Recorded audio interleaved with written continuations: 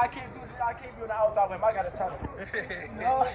Find out who's Brooklyn's finest once You know it's what I mean? wrong. Hey, listen, the crown is big enough for the both of us. We got it on our shoulders for real. We taking it to the top. That's a fact. Don't get it twisted. We Brooklyn needs some special talents and beat them special talents. That's right. That's right. Brooklyn, they trying to think like New York fighters is dead. Or like, it's over for us. It's past our time. Nah.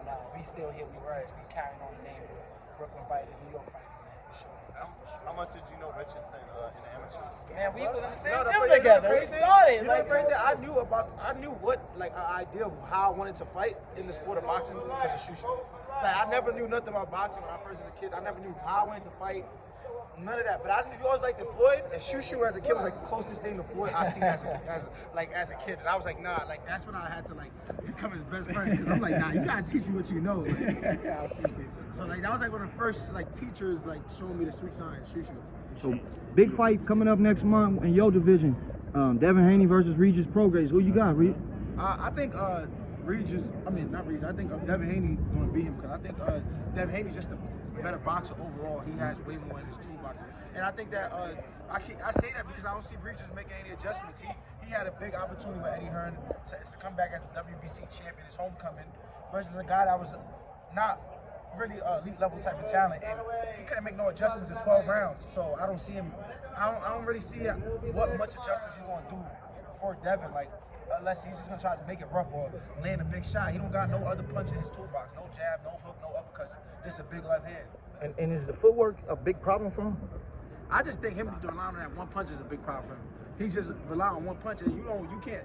That's like me trying to develop a Deontay Wilder right hand in 3-4 months. A camp ain't gonna happen. He gonna come in there and rely to the same thing he's been doing. You can train for that too all day. You gotta just look out for it, stay away from it, and then make other adjustments. Same thing when I fought Zepeda. You see him and Zepeda going back and forth. I already knew what Zepeda had before I stepped in the ring with a left hand, and it didn't change up. And I expected the best Zepeda, but it's like, come on, you fought all these pro fights fighting the same way. What makes you think you're gonna change up when you get against me? Richardson, what do you think of some people saying, did you think you pitched the shutout with Zepeda, but they wanted more combinations and more offense? I mean, listen, it's still a growing process. You know, I'm still them type of fighters that I know the boxing world will respect the performance. As far as you wipe out a guy 12-0 that been in with world-class fights. I only got 17 fights.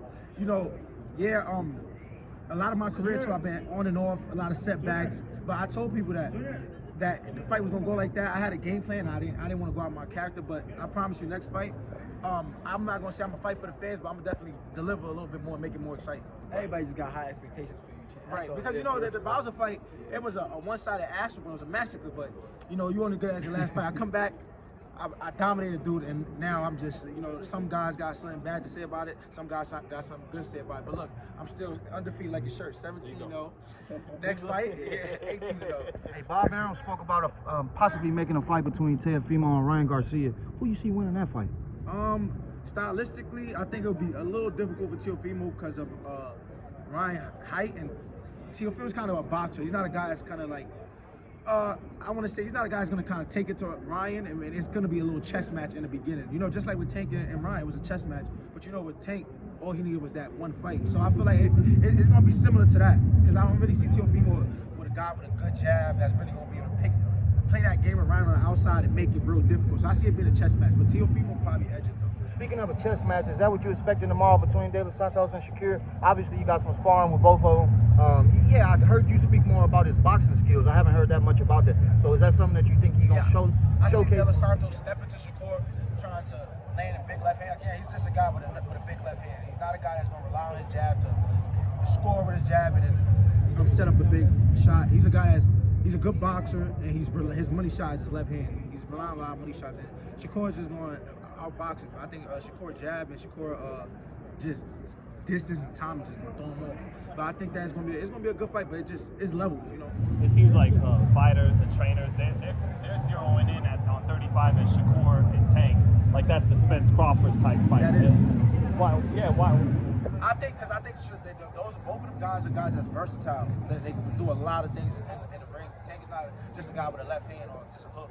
Tank is a guy that can counterpunch instantly. A guy that he can take it to move his head. Shakur is just a master of the street science. Also, I think the difference of that fight one guy have the advantages as far as height and length, and one guy has advantages as far as power and speed. So right there is gonna be this is gonna be a real interesting fight. And I've been saying since day one. I see them spar. I know how the fight is gonna go. You've seen them I spar see each them spar other? numerous rounds, Right. And none of them guys changed up from the time we all like was sharing a camp. It's the same tank, it's the same shit. I know how the fight is gonna go, but I just can't wait for the world to see it.